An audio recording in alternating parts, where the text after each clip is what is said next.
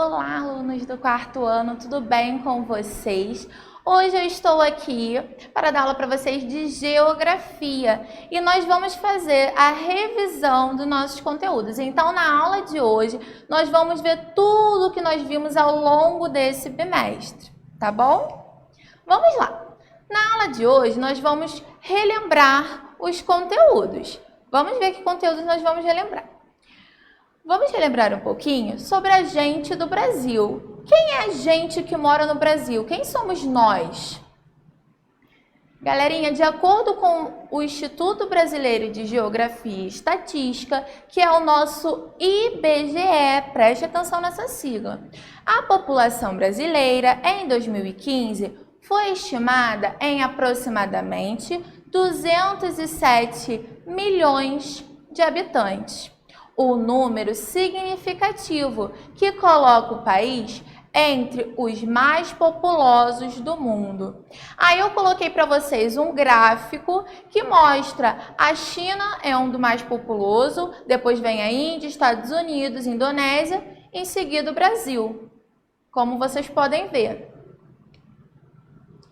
Nós vamos relembrar também o que é o censo demográfico, que a gente falou tanto, galerinha. Vamos lembrar, o censo demográfico ele é uma pesquisa de informação sobre a população brasileira, que ela é realizada pelo IBGE.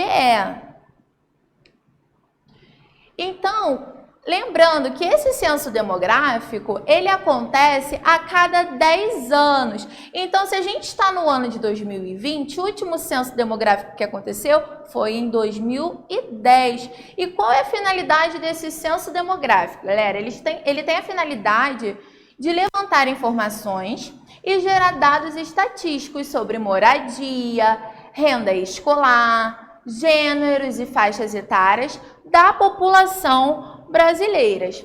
E qual é a finalidade desse censo, tia? Não entendi.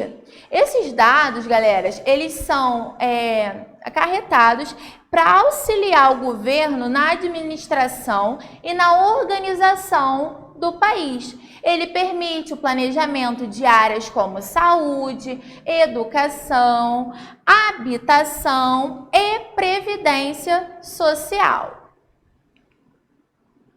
Os estudos da densidade demográfica indicam que a população brasileira tende a se concentrar nas grandes cidades, o que também acontece em outros países do mundo. Como nós já vimos, a população se concentra nas grandes cidades, por quê? Porque é muito mais fácil por conta dos recursos, de trabalho, por conta de estudos. Então, eles se concentram porque nas cidades rurais é um pouco mais complicado essa locomoção e todo esse acesso que a gente tem igual na cidade.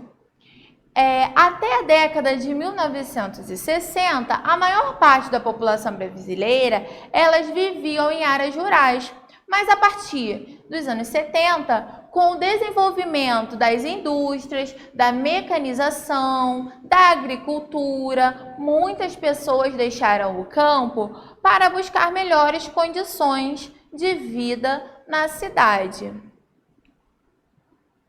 Vamos relembrar um pouquinho sobre o trabalho no campo e na cidade.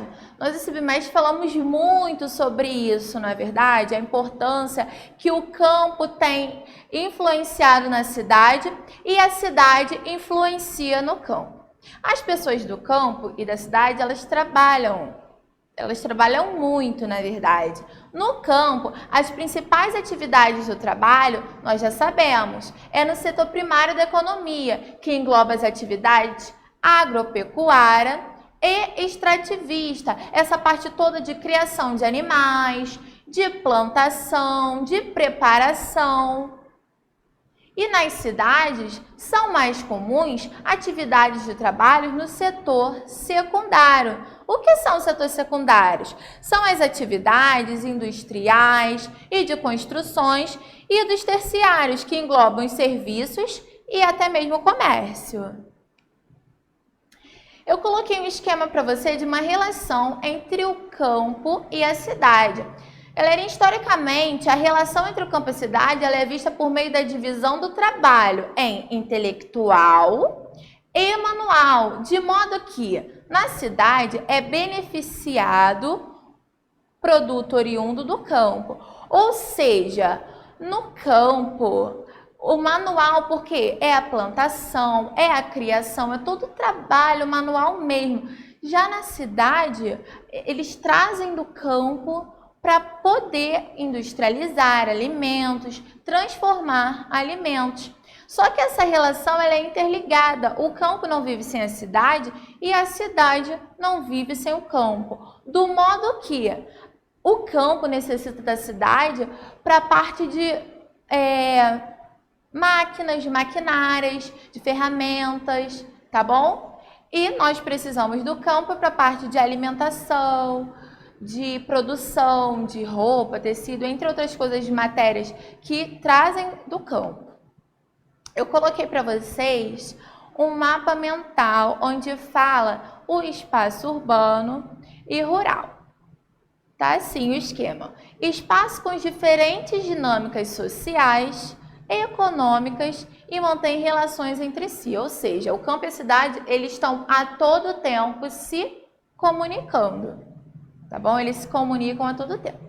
Vamos lá. O espaço urbano é área elaborada pela populacional, composta por habitação aglomerada e que formam a cidade. Destaca para atividade como produção industrial, comércio e serviços.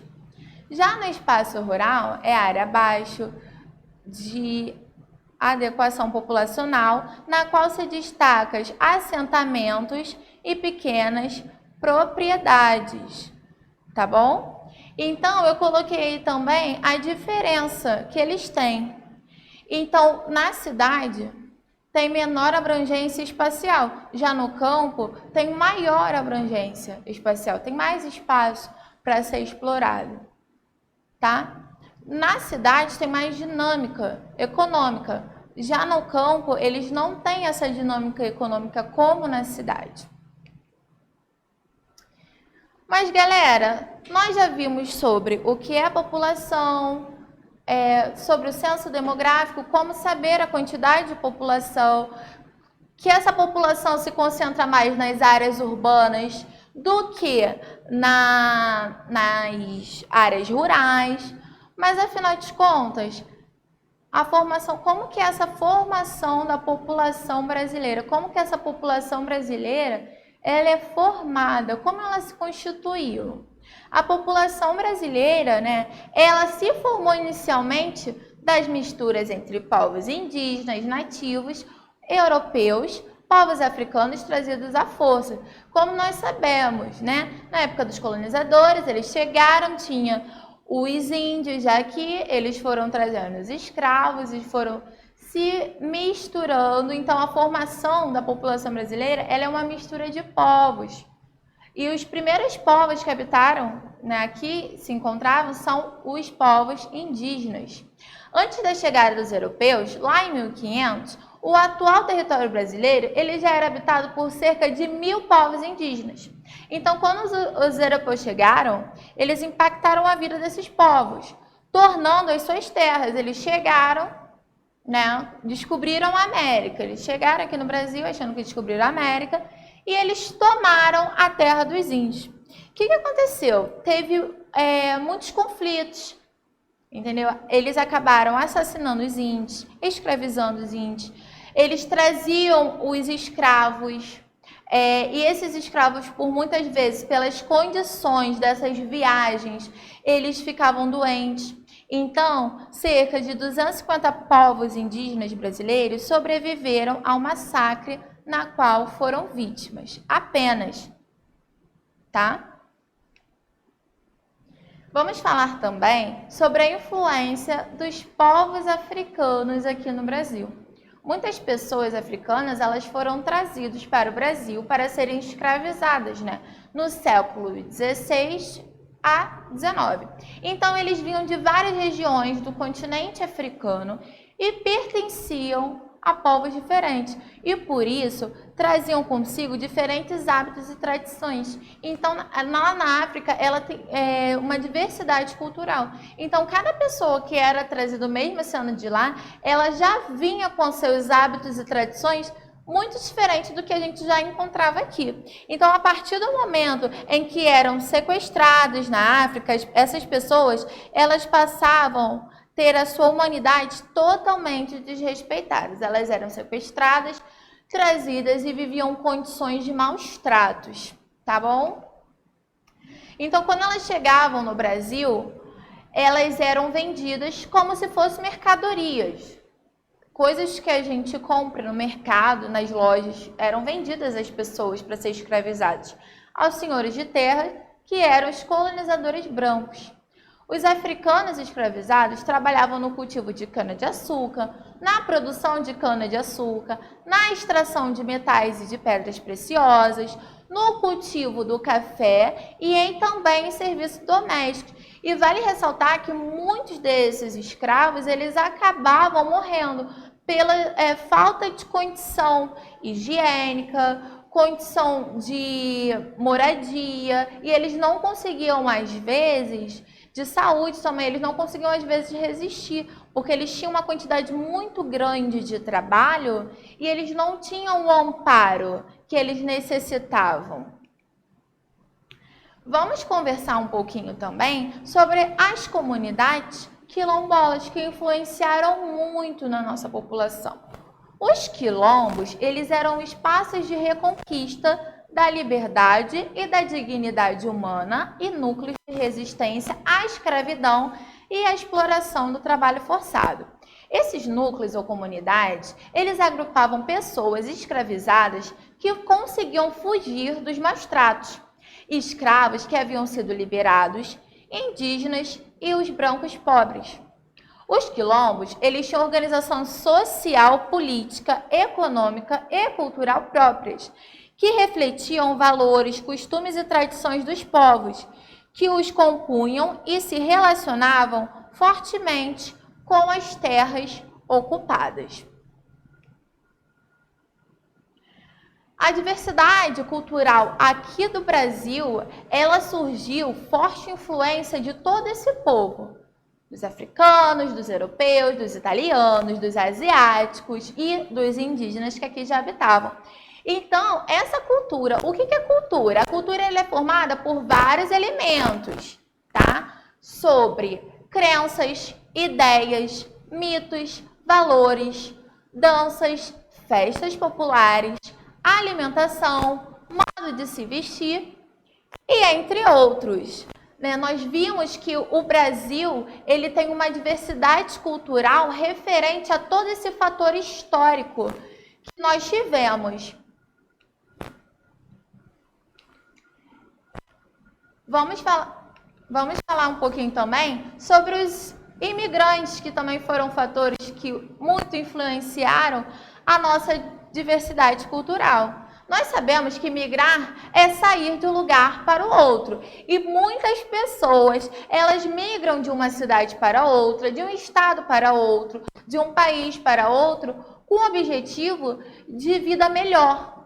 Muitas pessoas saem do interior e vêm para as grandes cidades com o objetivo de melhoria, de condições financeiras, de trabalho, de estudo. As imigrações, elas fazem parte da história da humanidade e continuam acontecendo na atualidade. Em geral, as pessoas migram em busca de melhores condições de vida e trabalho, para evitar consequências de desastres naturais ou para se refugiar de conflitos. Mas vale ressaltar que nem sempre as pessoas que migram de um lugar para o outro, elas são bem-sucedidas nas escolhas que elas fazem. Elas saem das cidades delas, de origem, vão para outra cidade, estado ou país, e às vezes elas chegam lá achando que vão conseguir ter uma melhor condição e não conseguem. tá? Nem sempre elas conseguem. E os imigrantes, eles também fazem parte da influência que nós vivemos culturalmente. Como nós vimos que nas nossas regiões do Brasil há muito fator cultural que vieram diretamente da época dos colonizadores, devidos aos imigrantes, as grandes festas que nós vimos. Não é verdade? Assim como nós vimos nossa festa junina, os pratos típicos, as comidas, as danças, as outras danças influentes dos outros estados, das outras regiões, tudo isso são influencialmente e culturalmente. Os primeiros imigrantes, ao chegar ao Brasil, foram os portugueses. Entre os grupos de imigrantes que vieram para o Brasil, em maior número estão os italianos, espanhóis, alemães e japoneses. Apesar de deixarem o Brasil culturalmente mais rico, como eu já disse, a vida dos imigrantes nem sempre é fácil, nem sempre é do jeito que eles acham que deveria ser. Porque muitos deles, além de tudo, eles sofrem discriminação, têm dificuldade de encontrar trabalho, ou são expostos a condições de trabalho degradantes, tá bom? Eles péssimas condições de trabalho, então nem sempre eles são bem-sucedidos. Mas claro que tem aqueles que saem de um lugar para o outro e conseguem sim um emprego melhor, conseguem estudar, tá bom? Agora é a hora da atividade. Eu vou estar passando para vocês uma atividade de revisão. Eu vou pedir para vocês estarem estudando, atentos a todos os textos, tá bom? E até a próxima aula.